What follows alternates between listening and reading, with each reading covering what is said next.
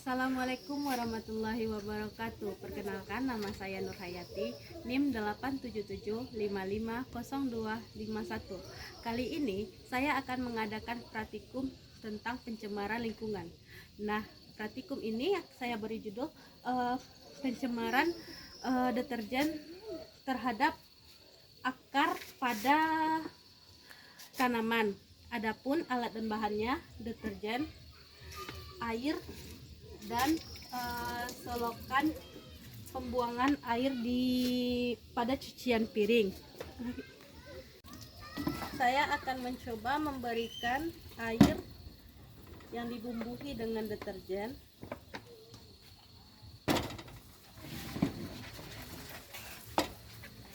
Nah, di sini kita melihat busa yang dibumbui deterjen. Kemudian maka akan berkumpul busa-busa di bawah yang kita cuci, dan busa yang mengalir akan langsung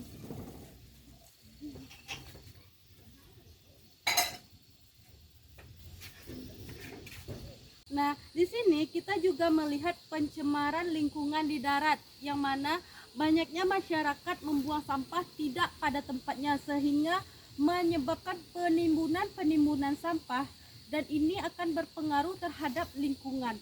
Dan setelah itu dampak darinya adalah pembusukan dan banyak hal lain yang menyebabkan dari perusakan lingkungan di darat ini, seperti membuang sampah sembarangan tidak pada tempatnya.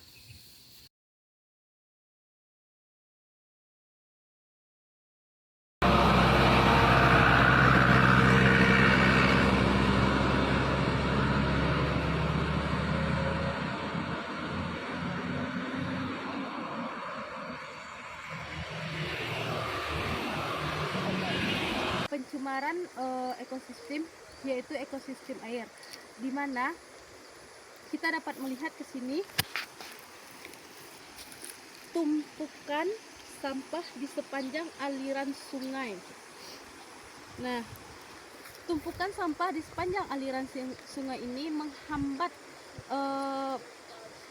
ekosistem yang baik, sehingganya menyebabkan kerugian baik bagi masyarakat maupun sungai di sekitarnya. Akibat yang ditimbulkan antara lainnya adalah terjadinya banjir di pemukiman warga.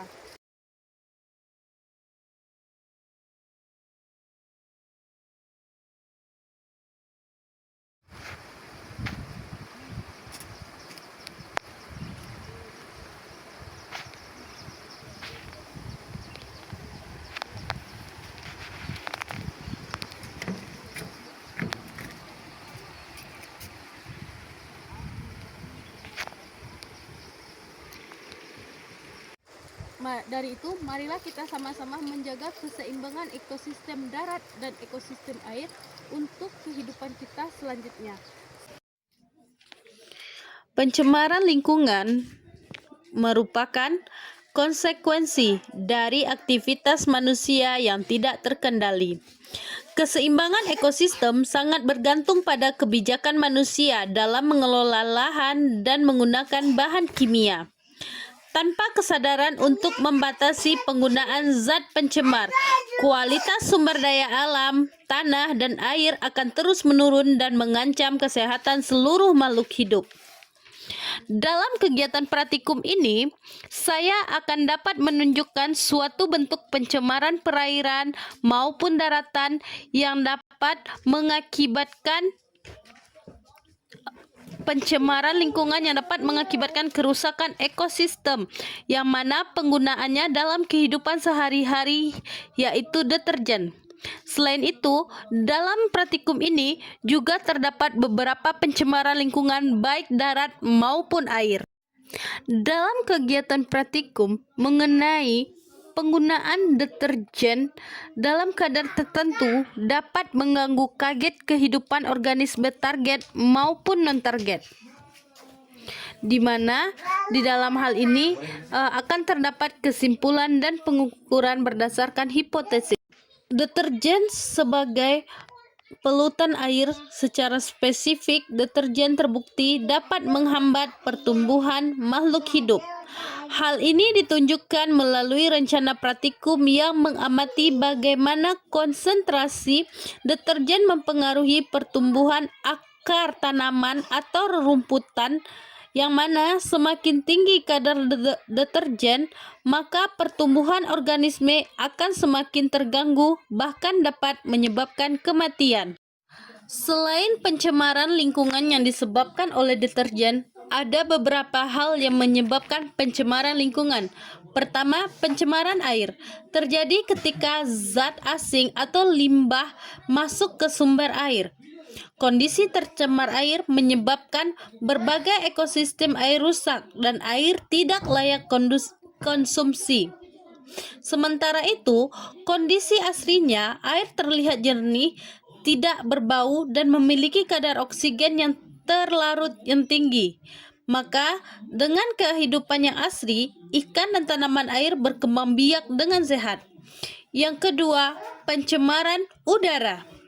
Yang mana pencemaran udara disebabkan oleh gas buang kendaraan, asap pabrik, pembakaran sampah yang melepaskan partikel-partikel berbahaya. Kondisi tercemarnya udara terasa menyesakkan, muncul kabut asap, bau tidak sedap sering tercium, dan suhu udara cenderung lebih panas. Sedangkan jika kondisi udara yang asli, maka udara terasa sejuk, segar, dan bersih saat dihirup. Langit terlihat biru cerah tanpa lapisan polusi dan banyak terdapat pepohonan penyaring udara alami.